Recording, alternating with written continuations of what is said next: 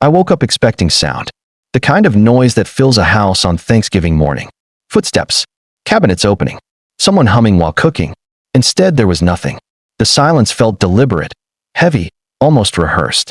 I stayed still for a moment, listening again, convinced the house would wake up if I waited long enough. I got out of bed and walked through the hallway. The living room was untouched. The dining table bare. No bags of groceries. No coats thrown over chairs. I checked my phone. No messages. No missed calls. I called once, then again. Each ring ended the same way. Unanswered. That was when confusion replaced sleep and my chest tightened without panic. I opened the refrigerator. Empty shelves stared back at me. Not forgotten empty, but cleared. The freezer was the same. I walked into the bedroom and noticed the closet first. Half of it was gone. Hangers missing. Drawers open. Her suitcase was not under the bed. Neither were the others. That was when the silence started to make sense. I sat on the edge of the bed, trying to reconstruct the night before. Nothing unusual. No argument. No warning. Just a normal evening that now felt staged. I checked my phone again and finally saw the message. Short. Casual. Almost cheerful. They needed a break. They decided to take a luxury trip together. They assumed I would be fine. I walked back into the kitchen and looked around as if I had just arrived somewhere unfamiliar. Every corner reminded me that something had happened without me. Plans were made. Tickets booked. Bags packed. Conversations held. All while I was present, yet excluded. The house felt larger than it ever had. Not lonely, but exposed. Like I had been standing in the middle of something everyone else could see clearly except me.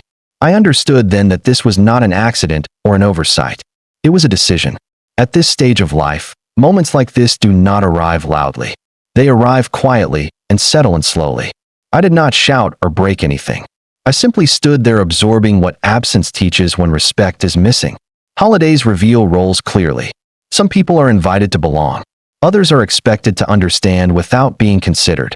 I realized my place had been defined long before that morning arrived. Without discussion ever. They didn't forget me. They planned around me. The message sat there longer than it should have. I read it once without absorbing it, then again slowly, word by word. It was written carefully, almost gently, as if kindness could soften what it delivered. They said they needed a break. They said it was spontaneous. They said they assumed I would understand. Nothing harsh. Nothing cruel. Just clean sentences that erased me without effort. What struck me was the tone. Cheerful updates about travel plans, hotel views, relaxation.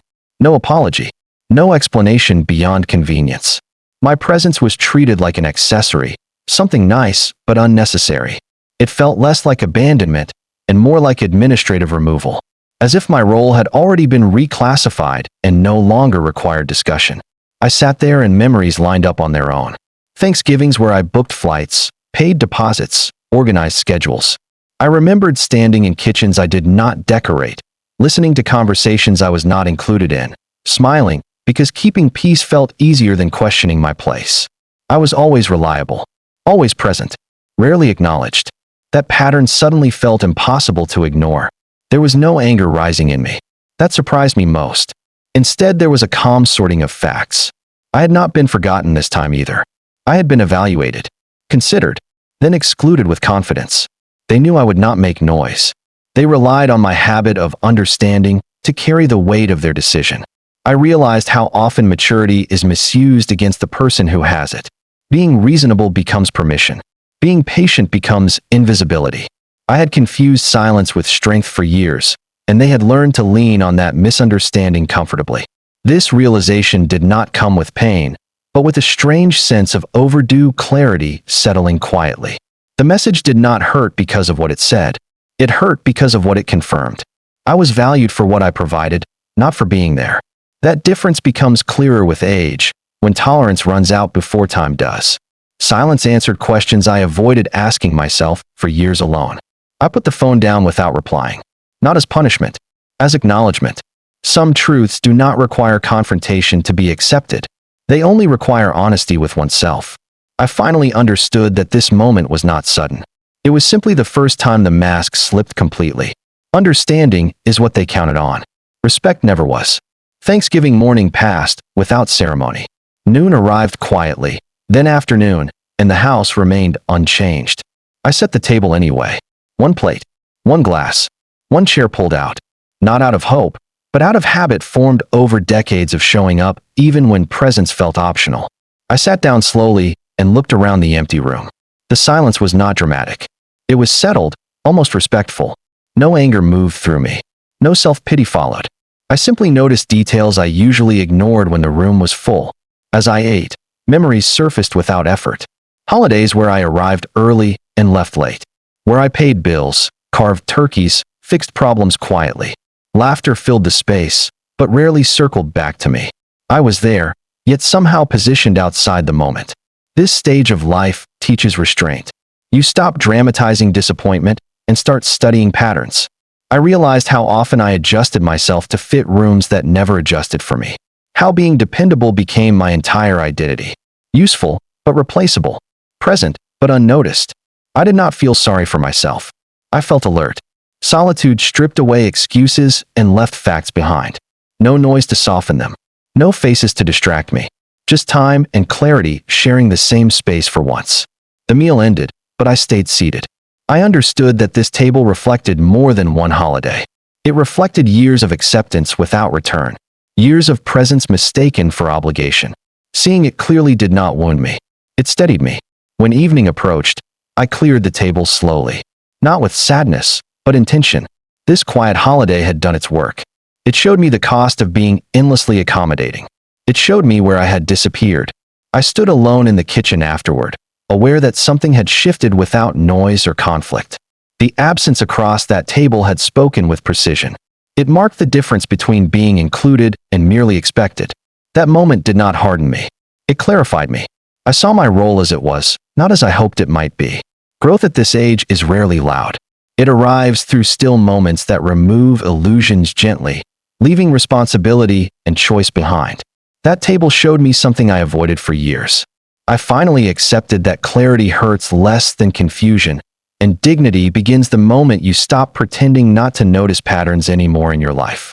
That afternoon, something shifted quietly. I noticed it when my hand reached for my phone out of habit and stopped midair.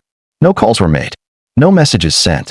Not because I was angry, but because I understood that chasing clarity only prolongs confusion. I did not announce any decision. I simply stopped performing the role they expected. I stopped checking locations, stopped waiting for updates, stopped explaining myself to silence that never asked questions. Instead, I returned to structure. I reviewed accounts I had ignored. I organized files, budgets, obligations. Practical tasks grounded me. Control did not come from confrontation, but from knowing exactly where I stood and what no longer deserved access. At this age, you learn that power is not loud. It is the ability to withdraw energy without apology. I protected my time, limited my availability, and let unanswered expectations expire naturally. There were moments of impulse. Times I considered reaching out, clarifying, smoothing things over. Each time, I paused and asked whether that effort would restore balance or simply preserve habit. Withdrawal changed the rhythm immediately. The absence of my reactions created space. In that space, I could see myself clearly again, separate from roles assigned to me by convenience. I did not feel smaller by stepping back. I felt deliberate. Boundaries formed quietly, reinforced by consistency rather than speeches.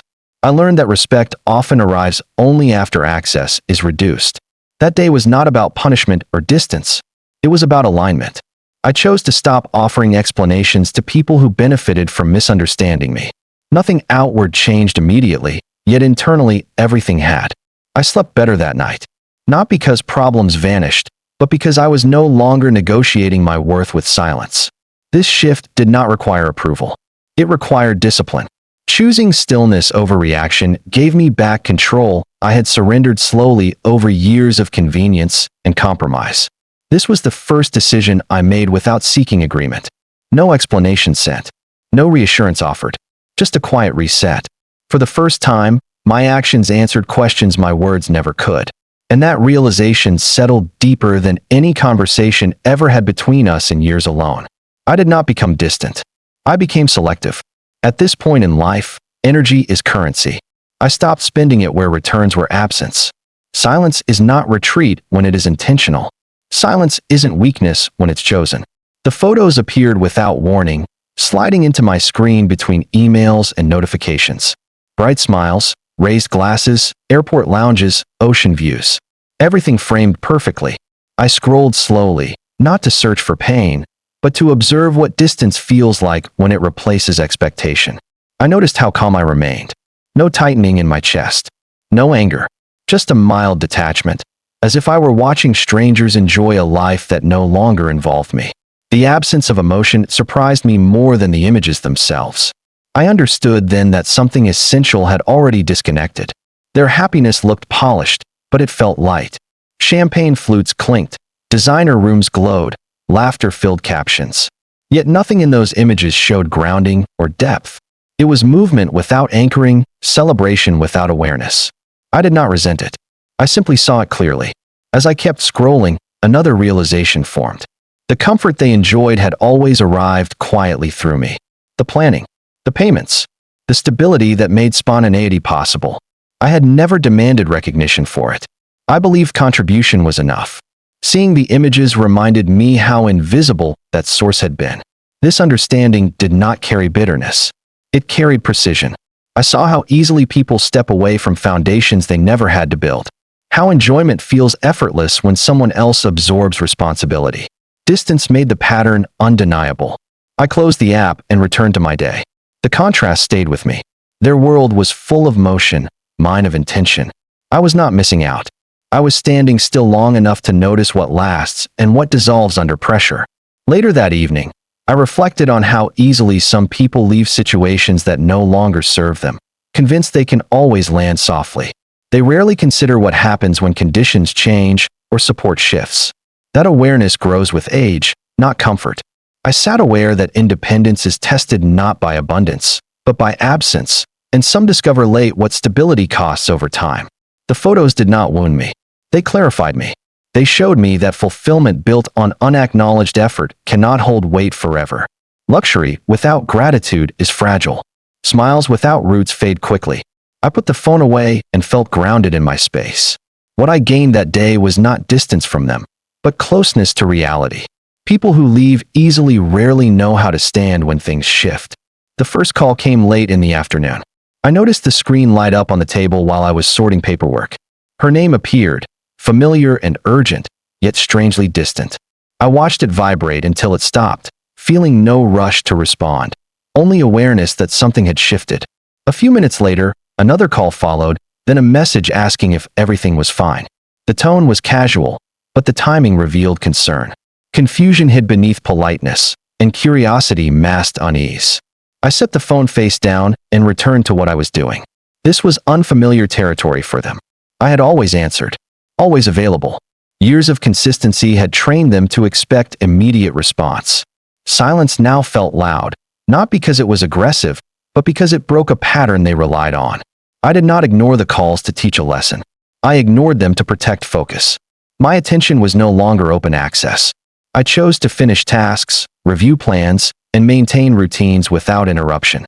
That choice felt unfamiliar, yet steady. Another call came as evening approached.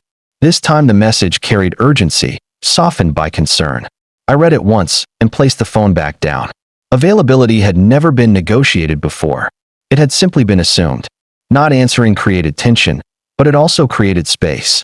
In that space, I felt ownership of my time again. Prioritizing myself was not cruelty. It was overdue maintenance after years of emotional availability without limits. I noticed something else as the phone stayed quiet. My breathing slowed. My thoughts stayed clear. No explanations were forming in my head. No justifications rehearsed. I was no longer managing reactions. I was managing myself. This moment carried weight because it tested boundaries I had never enforced. Silence revealed who depended on my responsiveness rather than my presence. I did not feel empowered through defiance, but through restraint. When the phone finally stopped lighting up, I understood the shift had begun. Nothing dramatic occurred. No confrontation followed. Just a quiet reset in expectations. I remained calm, grounded, and deliberate in my choice. This was not withdrawal born from fear or resentment. It was a recalibration shaped by experience. I learned that presence has value only when it is not automatic, and respect begins where constant availability ends. That understanding settled quietly and stayed with me.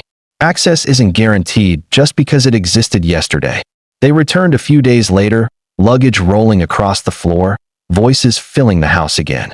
I watched from the doorway as if observing a familiar scene performed by different people. They smiled, tired from travel, expecting the quiet pause to end naturally, expecting me to step back into place. I greeted them politely. No questions, no tension, no relief. My tone was steady, my posture relaxed. I helped with a bag, listened briefly, then excused myself. That was the moment confusion appeared on their faces. Normal had vanished without announcement. I did not withdraw affection dramatically. I did not explain anything. I simply continued living at a pace that no longer revolved around them.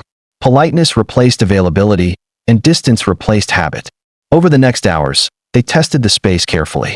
Casual questions, shared jokes, familiar routines restarted halfway. I responded calmly, but without filling gaps. They noticed something was missing, yet could not identify what it was. The house felt balanced in a new way. I moved through it with intention, no longer adjusting my presence to maintain comfort for others. Meals were quieter, conversations shorter. No hostility existed, only an absence of effort they had grown used to receiving. I saw realization begin slowly. Not guilt, but uncertainty. They sensed the shift without understanding its origin. I had not changed my character, only my position. That difference unsettled them. There was no argument to point at, no moment to blame. That made the change harder to confront. I remained respectful, but unreachable. The familiar reassurance they depended on no longer appeared.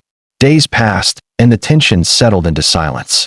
They attempted to restore balance without addressing cause, hoping time would soften things back into place. It did not. This stage of life teaches that consequences do not always arrive loudly. Sometimes they arrive as absence, calm and undeniable. I did not need to assert anything. My consistency spoke clearly. I noticed how effort shifted toward me. Small gestures, extra attention, questions asked carefully. It was not unpleasant, just revealing. Nothing I did was meant to punish. It was simply the result of no longer overextending myself. Normal had been built on my constant availability. They eventually understood something fundamental had changed, even if they could not explain how or when. That understanding lingered in the house, reshaping interactions without words. They noticed the change only after losing it. This Thanksgiving was never about distance or destinations. It was about understanding what presence truly means when years have already taught you what noise hides. I did not lose anyone during that week. I gained clarity about where I had been standing all along. For a long time, I believed showing up was enough. That loyalty would naturally create belonging. Age teaches differently. At this stage of life, inclusion without respect is just proximity, and proximity without consideration slowly erases identity. I had mistaken endurance for love. I did not leave my family in anger or resentment. I left a version of myself that existed only to smooth edges and absorb discomfort.